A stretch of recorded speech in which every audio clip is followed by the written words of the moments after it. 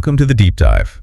Today we're looking at something really fundamental for anyone learning English, how to talk about your day. You're likely here because you're actively working on your English speaking skills, and well, that's precisely what we're going to explore. Exactly. And the source we're diving into is this English lesson, basically a podcast episode focused specifically on this topic. Right. Our goal isn't just to, repeat that lesson. It's more about pulling out the key ideas and seeing how this seemingly simple exercise can actually shed light on broader, effective language learning strategies. Sort of a shortcut to understanding what works. Yeah, think of it like that. A shortcut to seeing how focusing on everyday chat can unlock some real progress. So where should we begin? Okay, let's dig into that core idea first. Daily practice. The original podcast really hammered home the point that consistent small actions are what drive progress. Right. They use this analogy, building a house brick by brick. And talking about your day is presented as one of those essential bricks. It's a good analogy.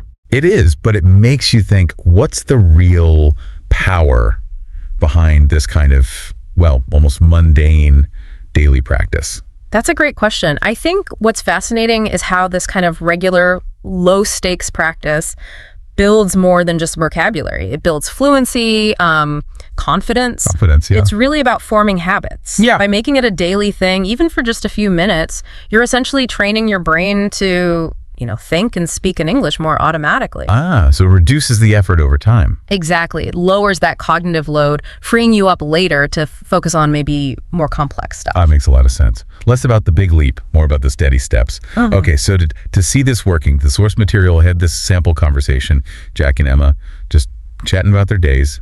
Let's maybe walk through some of the details. Emma picked it off, saying she woke up early, like 6:30 a.m., had toast and coffee. Simple start. And notice how straightforward that is, right? It shows you don't need anything dramatic happening. Yeah. Just everyday routines are packed with language opportunities. Then Jack mentioned he woke up later, had a bigger breakfast, eggs, toast, orange juice. Little details like that, they naturally bring in different words. Yeah. Different breakfast foods become things to talk about.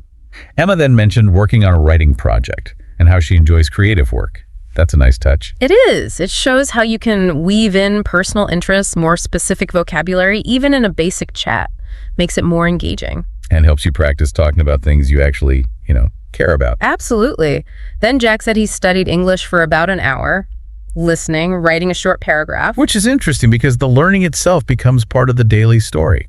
Right. And it kind of reinforces the idea of making English a consistent part of your life, doesn't it? Right. Including the study time in his daily recap. Yeah, exactly. Those consistent efforts. Yeah. He also mentioned grocery shopping, just the essentials. Milk, bread, bananas. Again, very simple, very relatable. It really underlines that you don't need some elaborate plot for your day to practice describing it. Errands work perfectly. Absolutely. Which leads to another bit from Jack's day, meeting a friend for coffee. He mentioned how important those connections are. And Emma agreed. She pointed out how even short conversations can really strengthen relationships. Which kind of highlights the social side of language, doesn't it?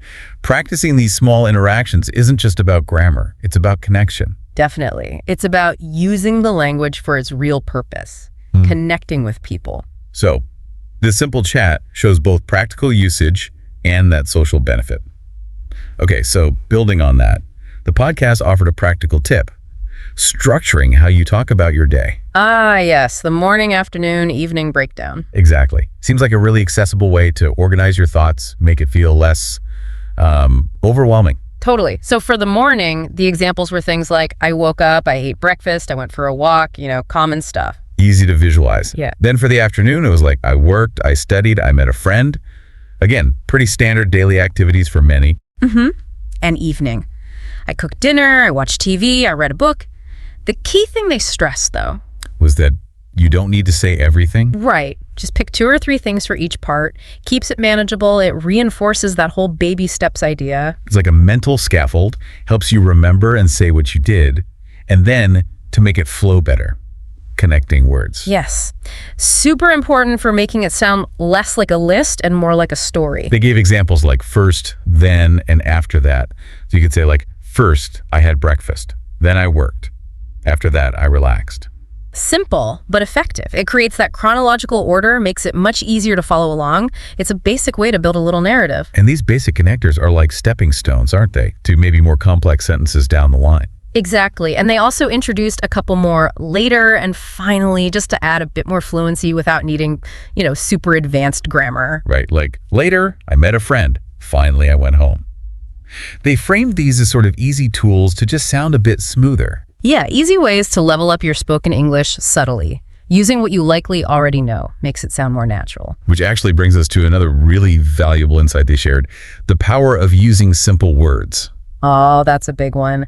The hosts mentioned feeling like they needed complex vocabulary when they were learning. It's a common trap, I think. Totally. Thinking bigger words mean better communication. But the realization they had, and it's so crucial for learners, is that clear, simple language, often much more effective, especially early on.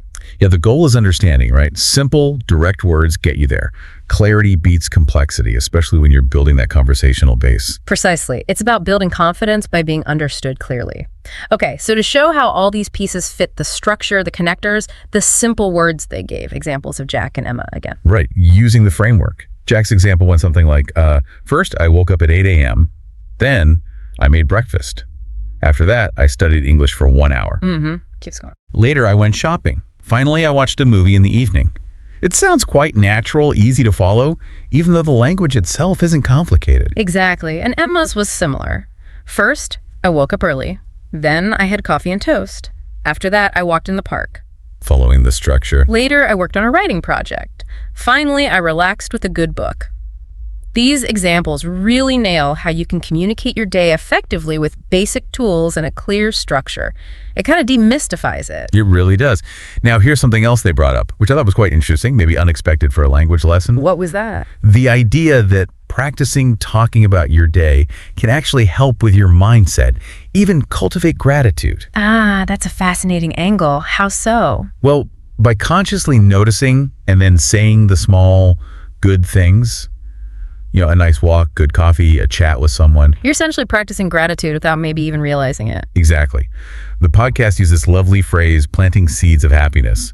It shifts your focus a bit, helps you appreciate those small moments. I like that. Planting seeds of happiness. And they suggested actively doing this. Yeah, like writing down maybe 3 good things from your day or even recording yourself talking about them in English. So it's a double win, practicing English and boosting your well-being. It's a virtuous cycle, isn't it? Yeah. You practice the language and you cultivate a more positive outlook at the same time. It really is. Okay, so one last major point they emphasized was creating an English-speaking environment. Right. And not necessarily meaning you have to move somewhere. No, not at all. More about actively bringing English into your daily life where you are. So things like listening to English podcasts, like this one. Shameless plug, but yes. Or watching simple English shows, reading easy stories. Even talking to yourself in English, they suggested.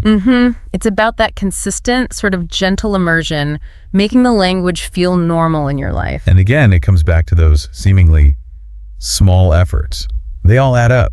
Absolutely. They gradually build this supportive environment for your learning. Every little bit of exposure, every bit of active use, it contributes over time. Fluency isn't built overnight. So true. Okay, let's try and wrap this up then. The key takeaways from this lesson, which really apply more broadly to learning languages. Well, definitely the value of daily, consistent practice. Starting simple, like talking about your day. And that clear structure, morning, afternoon, evening, makes it manageable. Using those simple connecting words first, then after that, later, finally, to create a nice flow. And crucially, remembering that positive mindset, maybe even finding some gratitude in the small things. And actively creating that English-friendly environment in your everyday life. It really is about celebrating the small victories, isn't it?